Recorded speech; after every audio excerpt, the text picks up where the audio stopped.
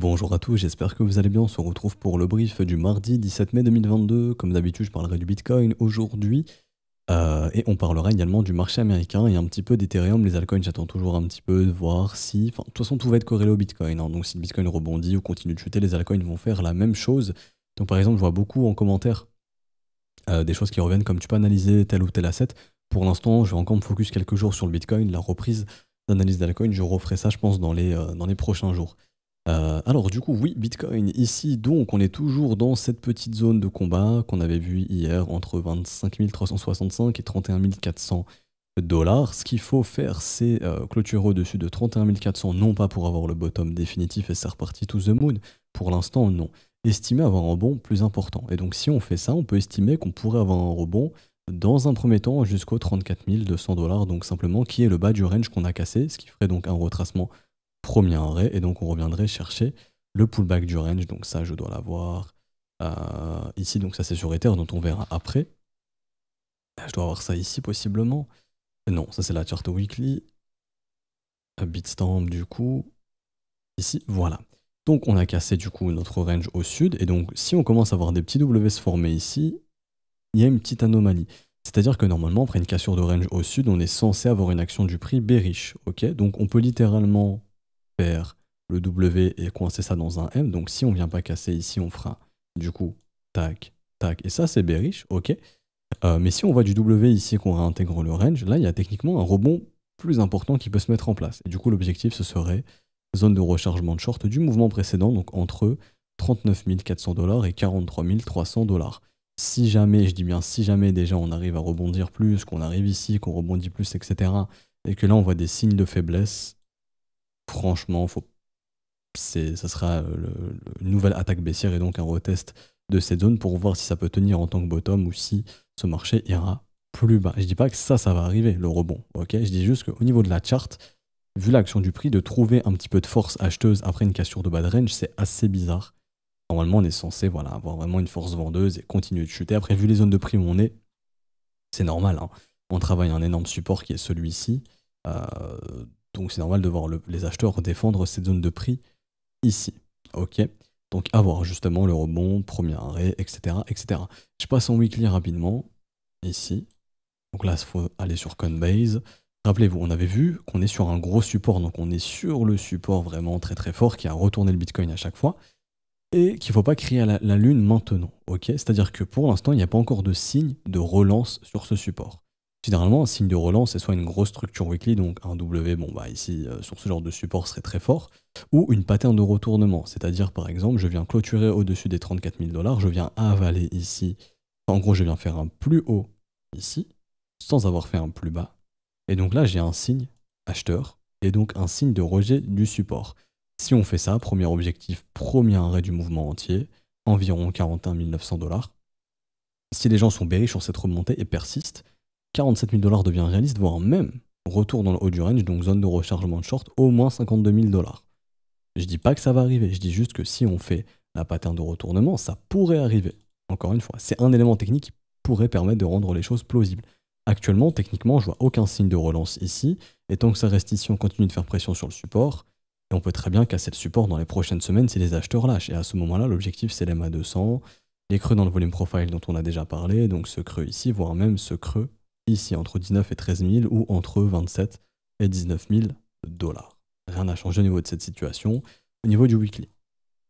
Ce qui est néanmoins quand même assez intéressant, c'est le daily ici, de voir des petits signes de force ici, de voir aussi également, et du coup je vais en parler maintenant, le S&P 500 qui est où est-ce qu'il est? Alors, où est-ce que j'ai ma chart? Ça doit être ici, non.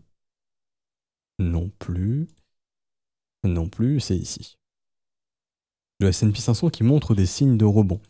C'est-à-dire que ici, voilà, il a confirmé une divergence haussière, donc on a eu le W sur MACD, donc ça c'est un signe de force au niveau du momentum. D'autres attendront le cross des zéros, ça c'est plutôt mon cas pour bien confirmer, donc il ne manque pas grand-chose, hein, peut-être une journée ou deux pour confirmer ça. Et donc une divergence haussière signifie pas tous the moon, ça signifie dans un marché baissier, enfin dans un mouvement baissier plutôt ici, oui on pourrait catégoriser ça aussi de marché baissier, de la consolidation, voire un rebond, ok? Dans une dynamique baissière, il faut savoir que généralement, les rebonds se font dans les zones de rechargement de short. Donc, c'est-à-dire en gros, ici je prends mon précédent sommet, Je prends mon creux, on est venu où? À zone de rechargement de short. Voilà, on a redéclenché quelque chose de bearish ici. On pourrait refaire la même chose. Je prends ce sommet, je prends ce creux. Ah bah du coup, si on a ici petite pattern de retournement weekly, on pourrait se dire bon bah le retour en zone de rechargement de short est possible pour ensuite voilà continuer de chuter si vraiment le S&P 500 n'arrive pas à trouver de bottom sur ces zones de prix. Bon bah on pourrait avoir un rebond pour une poursuite baissière jusqu'à la fin de l'année 2022 puisqu'on aura du coup une hausse des taux agressive. On verra bien, mais on peut voilà, risquer de se manger une hausse des taux continuelle tous les mois lors de tous les FOMC jusqu'en 2023. Donc du coup un marché qui n'apprécierait pas trop et qui serait plutôt bearish jusqu'à ce que cette hausse des taux soit finie ou qu'on la ralentisse. Ok, ce qui serait justement l'événement bullish. Lorsque ici on nous a dit bon maintenant on va commencer à hausser les taux, bon bah le marché s'est retourné tout simplement. Bah ça pourrait être la même chose. Ok, imaginez le truc fait un truc comme ça, on continue de chuter, et puis quelque part par là, début 2023, on nous dit ok maintenant ce sera plus du 0,5, ce sera peut-être du 0,20, tous les 2 mois, bah, le marché va commencer à l'apprécier et peut poser un bottom. Ou si on commence à nous l'annoncer ici, le marché va poser un bottom avant que ça arrive, possiblement. Ok. Et du coup, oui, pour revenir sur le S&P 500, il a fait sa pattern de retournement également, tout comme le Bitcoin ici, donc il n'y a pas de problème. Je vais juste reprendre ici, moi, le S&P 500 futur. Hop, donc pattern de retournement confirmé. Et donc là, si on fait un nouveau plus haut aujourd'hui, bon, bah, on pourra poursuivre ce rebond. On est venu chercher la MA9, prochain objectif, ce serait la MA18, et donc le pullback de ce support qui est devenu résistance, donc en gros la zone des 4100 points, 4140 points. Si vraiment on arrive à regagner cette zone, ok, à ce moment-là, ça peut déclencher des retracements plus profonds. Également 4220 points, et si le S&P 500 arrive à rebondir de la sorte, il y a de grandes chances que le Bitcoin puisse suivre et puisse rebondir également. Et ça se trouve que le S&P 500 est en train de préparer un retour zone de rechargement de short du mouvement précédent, donc un retour dans les 4300, 4400 points. Si c'est le cas, le Bitcoin pourra suivre et lui aussi rebondir plus ou moins fortement, peu importe ça, on verra. Mais en tout cas, le S&P 500 montre des signes au niveau de son momentum assez encourageant pour un rebond, et tant qu'on ne perd pas les 3860 points, on peut imaginer un rebond sur le marché américain, donc un rebond sur les crypto-monnaies également qui remontre un petit peu des petits signes de force ici sans pour autant être le bottom du siècle, mais au moins un swing haussier qui pourrait durer peut-être une dizaine de jours, 2 semaines, voilà, peut-être plus si jamais. Ça dépendra du sentiment et de voir si les gens vont vouloir all-in ou pas ces rebonds avec levier ou non. J'ai noté ici petite dead cat band zone, donc ça c'est la zone de rebond probable. Si vraiment il y a un rebond, c'est là où on devrait s'arrêter, c'est cette zone dans laquelle on devrait s'arrêter. Si jamais les gens sont encore bearish ici, bon, bah, on peut pousser plus haut, ça y a aucun problème. Si vraiment ce rebond se met en place, encore une fois, j'insiste. En termes d'order flow, c'est assez intéressant dans le sens où le ratio short est positif, est supérieur au ratio long sur Bybit. Donc actuellement, il y a plus de gens en short que de gens en long sur Bybit. Ça témoigne un petit peu du sentiment bearish court terme qui s'est mis en place. Et sur Binance, le ratio short arrive à remonter. On est toujours sur un ratio long supérieur. Mais si le prix continue de monter, que le ratio short monte, ça veut dire que les gens sont plutôt chauds à shorter cette remontée. Et du coup, cette remontée pourrait durer un petit peu plus, si vraiment elle se met en place. Encore une fois, il faut vraiment essayer de s'affranchir de cette zone et de continuer de monter également pour déclencher un rebond plus important. Ça, on en a déjà parlé, mais je reviens dessus. Pour moi, Deribit est vraiment l'exchange à surveiller ici. Il y a eu une grosse action ici, je le répète. Pour moi, tant qu'on ne vient pas au-dessus, en gros, des 34 000 $, il n'y aura pas un rebond plus important. Franchement, pour moi, c'est cette zone qu'il faut. Et là, il y a beaucoup de mecs qui ont shorté. Si eux, on les met la tête sous l'eau, là, il y a moyen de faire un rebond plus ou moins important. Il faut savoir qu'il y a déjà des gens, enfin des whales probablement, qui sont prêts à shorter le Bitcoin massivement de 33 jusqu'à 40 000 $. Ici, il y a vraiment des ordres en millions, en fait, qui attendent pour shorter le BTC ici. Des ordres quand même assez importants, donc c'est assez bizarre. Mais après, ces mecs peuvent être bloqués également. Hein. Si ils ouvrent leur short et qu'on les coince, on peut faire justement un short squeeze plus important, bien évidemment. Ok. Pour moi, voilà, tant qu'on ne regagne pas cette zone ici où il y a eu beaucoup de shorters, actuellement, c'est les acheteurs qui sont sous l'eau et c'est des acheteurs, enfin, c'est aux acheteurs qu'on peut mettre la pression, tout simplement.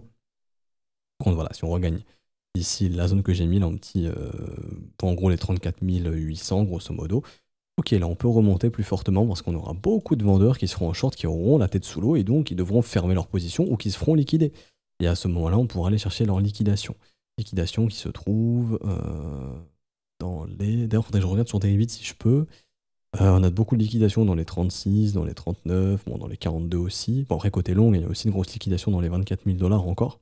Et aussi, par contre, il y a le plus de liquidation short, c'est jusqu'aux 33 000 $ environ. Je vais juste regarder un petit truc. C'est vrai que j'ai pas pensé avant. hop, c'est de regarder ça sur Deribit. Si je peux... Non, on n'a que Binance, mince, c'est dommage.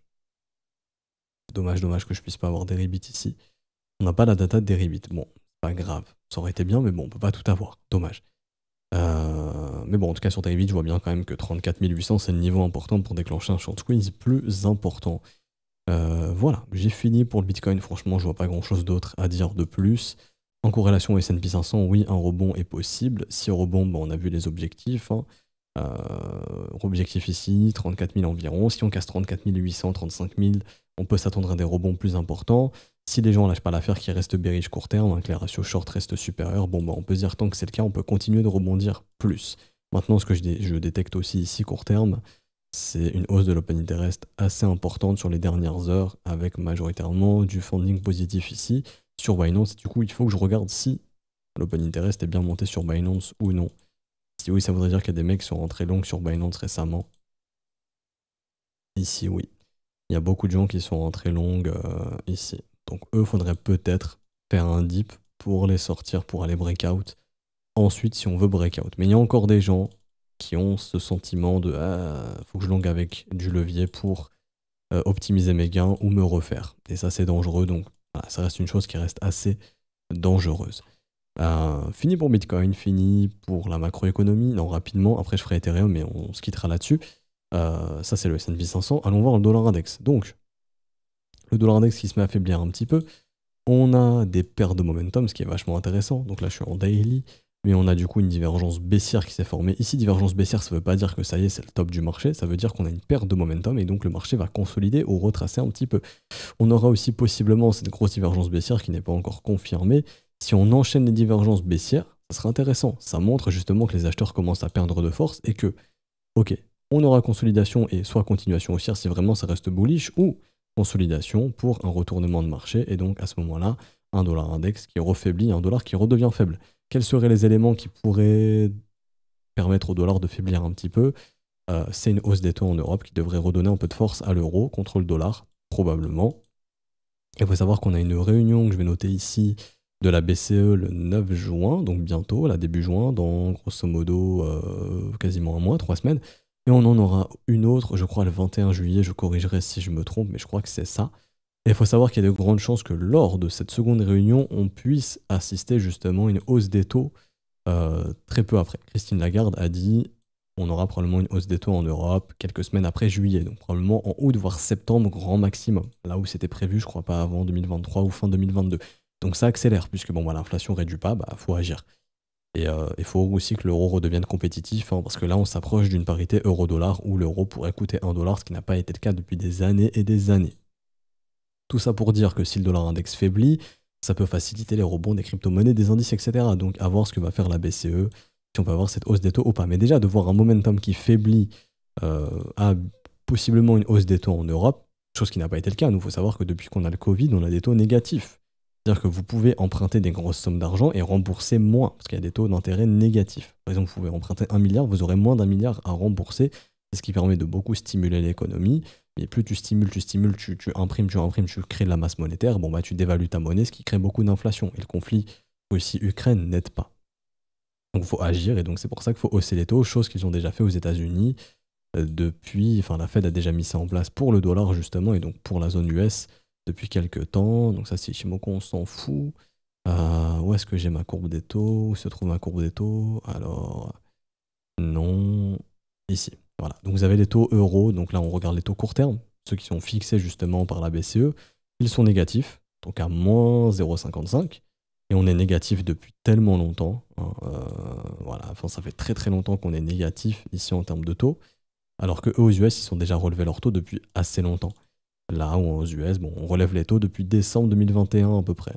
Donc depuis le début d'année 2022, il y a cette hausse des taux, nous, voilà, on est toujours sur des taux négatifs qu'on ne relève pas. Là où les US ont déjà relevé leurs taux, donc c'est ce qui fait justement cette force du dollar contre l'euro depuis ces derniers mois, donc cette grosse hausse du dollar index. Et donc la question c'est, lorsque la BCE va relever ses taux, est-ce que ça va permettre à l'euro de reprendre de la force contre le dollar? Si oui, on aura donc une chute du dollar index, et le marché ça va le pricer avant sur le dollar index, c'est-à-dire que là, si on commence, enfin après qu'on soit venu chercher une grosse zone de résistance, péter beaucoup de stops, etc., et on commence à avoir un développement de prix comme ça, on se dira ok, on redevient bearish sur le dollar index, l'euro va redevenir fort pendant peut-être courant de l'année 2023. Et donc à ce moment-là, ça pourra refaciliter des montées crypto des indices. Je vous parle pas to the moon ici, hein, je vous parle vraiment de swings haussiers qui peuvent du coup initier des rallyes haussiers. Tout ça, ce sera à surveiller. Pour moi, un bon indicateur à surveiller, c'est le biais institutionnel, hein, qui pour l'instant est toujours bullish sur le dollar index. Au moment où on se met à consolider sur le prix, que le biais commence à venir comme ça, qu'on commence à faire ça, etc., et à chuter, là on se dit ok, retournement sur le dollar index et on peut se manger une chute du dollar index. Pour l'instant, c'est pas encore le cas, mais ça pourrait se dessiner. Donc vraiment à surveiller le dollar index. Et pour finir, du coup, Ethereum, donc ETH-BTC à surveiller. ETH-BTC qui pourrait faire une petite structure de retournement dans la zone de rechargement. Petit W, si c'est le cas en cas de rebond, Ether rebondira plus que Bitcoin. S'il n'y a pas de rebond ici, hein, que simplement c'est du range, une consolidation avant de rechuter, bon bah à ce moment-là, ça ouvre les portes à un Bitcoin qui sera plus fort en cas de rebond ou en cas de chute, un Bitcoin qui chutera moins qu'un Ethereum. Et du coup, ETH-USD, j'ai ça ici. ETH-USD Coinbase, du coup, je crois. Ouais. Donc pareil, on a eu la cassure du range au sud, ok, mais là pareil, on a des signes de force ici sur Ethereum. On voit ici clairement des creux ascendants, etc. Il n'y a pas pression sur support, en fait. Là, on est clairement en train de créer une résistance et on fout plutôt la pression sur la résistance qu'on pourrait casser. Et donc, après une cassure de range, c'est pas ce qu'on est censé voir. Après qu'on ait chassé autant de liquidités, si jamais vraiment le marché ici se met à développer ce genre de structure, ça pourrait m'inviter à penser qu'un rebond plus important est possible. Et à ce moment-là, bon, déjà, retester le range. Enfin, le scénario bearish, c'est ça. C'est W ici, ok, c'est très bien. Ça casse pas le range, enfin le bas de range. Ça fait juste un pullback. On fait ça, ça c'est bearish. Et continuation baissière. Et donc l'Ether va sous 1700. Si jamais on réintègre et qu'on s'en sert comme support, ça redevient un support. On réintègre le range. Et à ce moment-là, on pourrait très bien retourner dans le haut du range. Donc la zone de rechargement de short, ici environ 3100 $, 2800 $. Et à ce moment-là, les altcoins vont accompagner sur ce mouvement. Et ça dépendra encore du sentiment. Est-ce que les gens vont être bearish sur Ethereum et Bitcoin? Si oui, bon, on peut rebondir tranquille, ok? Sans souci, ici on peut rebondir et on peut continuer de monter plus. Après, bien évidemment, il faut réintégrer, il faut servir de ça comme support, il faut casser le premier arrêt pour espérer voir au moins venir le marché retracer vers du 2008, 3200 $. Pour l'instant, on en est loin. Il n'y a ni structure, il n'y a ni réintégration du range. Le scénario juste pullback, nouvelle pression baissière, est tout à fait possible. Par contre, si on réintègre et qu'on s'en sert comme support, comme je l'ai déjà dit, là, il faut se dire qu'il y a une petite anomalie dans une dynamique baissière et que donc le retracement pourrait être plus important et il ne faudrait pas être étonné de retourner peut-être une MA200 daily qui serait vers les 3200, 3100 $ d'ici là. Admettons. On voit ici qu'elle nous a bloqué, elle pourrait nous rebloquer en cas de retracement. Mais vraiment voir du petit W ici se former après cassure de range, normalement c'est pas ce qu'on a. On a vraiment une acceptation baissière et une continuation baissière. Voilà ce qui pourrait arriver ici sur ce marché si vraiment il y a un sentiment bearish. Donc on va s'arrêter ici pour aujourd'hui. J'espère que ça vous aura plu. Si c'est le cas, n'hésitez pas à laisser un petit pouce bleu, vous abonner si ce n'est pas déjà fait. À nous rejoindre sur Discord, c'est totalement gratuit. Je vous mets le lien en description et en commentaire. Il y a des ressources gratuites, n'hésitez pas. Et si vous voulez aussi échanger avec la communauté, également si vous souhaitez rejoindre l'école, vous pouvez le faire via les modalités crypto, donc tout ce qui est paiement BNB, Ethereum, USDT. Privilégiez le réseau BEP20 pour les transactions si vraiment vous voulez rejoindre l'école. Également pour vos transactions perso, BEP20, il n'y a rien de mieux, c'est ce qui offre le moins de frais, donc c'est plus avantageux. Si vous avez une quelconque question, n'hésitez pas à la poser sur le Discord ou à un des professeurs ou directement en commentaire pour que je puisse y répondre. Si vous avez déjà procédé au paiement, vous pouvez envoyer le TXID qui se génère automatiquement dès que vous faites la transaction à un des professeurs, enfin à tous les professeurs, pardon, le premier qui le voit, le valide, ça va super vite et comme ça vous avez votre rôle élève et vous avez accès à l'école. Du coup, on se retrouve demain pour un prochain brief. Bonne journée à tous. Ciao, ciao.